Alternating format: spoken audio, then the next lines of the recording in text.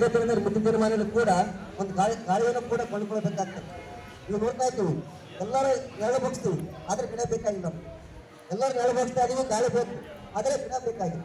ಇವತ್ತು ಟೆಂಪರ್ ಗಿಡಗಳು ಕೂಡ್ತೀವಿ, ಅದು ಗಿಡ ಬರುತ್ತೆ, ನೆರಳಾದ ಕೂಡ್ತೀವಿ. ಯಾಕೆ ಒಂದು ಡಿಸಿಟ್ ಬರ್ತಾ ಇದೆಪ್ಪ ಅಂತಂದ್ರೆ ನಾವು ಮರಗಳು ಬೆಳೆಸ್ತಾ ಇಲ್ಲ, ಗಿಡಗಳು ಬೆಳೆಸ್ತಾ ಇಲ್ಲ.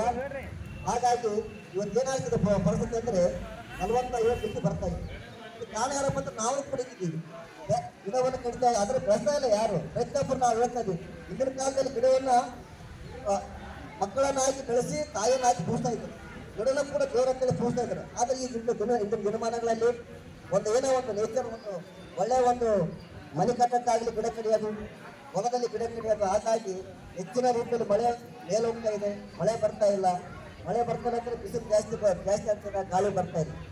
ಮುಂದೊಂದು ದಿನ ಬಹಳ ಒಂದು ಸರ್ ಹೇಳಿದ್ರು 16% ಇದು ಹೇಳಿದ್ರು.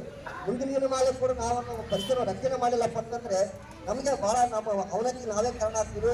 ಇವತ್ತು ನೋವಿನಲ್ಲಿ ಸಾಯ್ಲಿಕ್ಕೆ ನಮ್ಗೆ ಏನು ಕಾರಣ ಏನಪ್ಪ ಅಂದ್ರೆ ಒಂದು ಬಿಸಿಲು ಗಾಳಿ, ಒಂದು ವಿಪರೀತ ಗಾಳಿ, ನಮ್ಗೆ ಶುದ್ಧವಾದ ಗಾಳಿ ವಾತಾವರಣ ಸಿಗೋ ಕಾರಣ ಏನಪ್ಪ ಅಂತಂದ್ರೆ ನಾವು ಪರಿಸರ ನಾಶ ಮಾಡ್ತಾ ಇದ್ದೀವಿ. ಫ್ಯಾಕ್ಟ್ರಿ ಆಗಿರಬಹುದು, ಇಷ್ಟ ಅಂದ್ಕೊಂಡಿದ್ದಪ್ಪ ಅಂದ್ರೆ ಪಾಶ್ಚಿಮಾತ್ಯ ಒಂದು ವಸ್ತುಗಳನ್ನ ನಾವು ಅವ್ರು ಕಂಡುಬಿಟ್ಟಿದ್ದೀವಿ. ಹಾಗಾಗಿ ನಾವು ಕೂಡ ಮುಟ್ಟು ಮಕ್ಕಳು ಹೇಳ್ತೀನಿ, ಪ್ರತಿಯೊಬ್ಬರು ಎಲ್ಲರೂ ಒಂದೊಂದು ಗಿಡ ಇರ್ತಕ್ಕಂಥ ಕೆಲಸ ಆಗ್ಬೇಕು. ಎಲ್ಲ ಮಕ್ಕಳು ಇವ್ರು ತಂದೆ ತಾಯಿ ಎಲ್ಲ ನನ್ನ ಗಿಡ, ಅಪ್ಪ ನನ್ನ ಗಿಡ, ನಾವು ಹೆಂಗೆ ಬೆಳೆಸ್ತಾ ಅಂತ ನೀವು ಬೆಳೆಸ್ಬೇಕು. ಅಂದಾಗ ಮಾತ್ರ ನಾವು ಪರಿಸರ ರಕ್ಷಣೆ ಮಾಡಿದಂಗೆ ಆಗ್ತದೆ.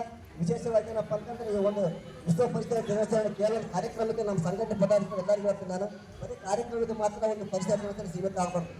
ಪ್ರತಿಯೊಬ್ಬ ಮಕ್ಕಳಿಗೆ ಈ ಒಂದು ನಾನು ಕೂಡ ಒಂದು ಫಾರೆಸ್ಟ್ ಅಧಿಕಾರಿಗಳು ಮನವಿ ಮಾಡಿಕೊಳ್ತೀನಿ, ಪ್ರತಿಯೊಬ್ಬ ಮಕ್ಕಳಿಗೆ ಒಂದು ಗಿಡ ಕೊಡ್ತಕ್ಕಂಥ ಕೆಲಸ ಮಾಡಿ ಅವ್ರನ್ನು ಬೆಳೆಸ್ತಕ್ಕಂಥ ಅರಿವು ಮೂಡ್ತಕ್ಕಂಥ ಕೆಲಸ ಆಗ್ತದೆ.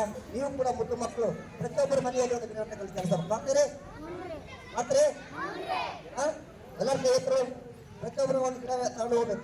ಪ್ರತಿಯೊಬ್ಬರು ಗಿಡ ಕೊಡ್ತಾ ನಮ್ಮ ಮನೆ ಮುಂದಿನ ದಿನ ಮಾಡ್ತಾರೆ. ದಯವಿಟ್ಟು ಒಂದು ಎಲ್ಲ ಮಕ್ಕಳಿಗೆ ಒಂದು ಗಿಡದ ವ್ಯವಸ್ಥೆ ಮಾಡಿ ಕೈಬಿಡ್ರಿ. ಅಂದಾಗ ಮಾತ್ರ ಒಂದು ಕಾರ್ಯಕ್ರಮ ಮಾಡಿದಾಗ ಕೂಡ ಅರಿವು ಮೂಡಿಸಬೇಕಾಗಿ ಅದು ಸಂದೇಶ ಹೋಗ್ತದೆ.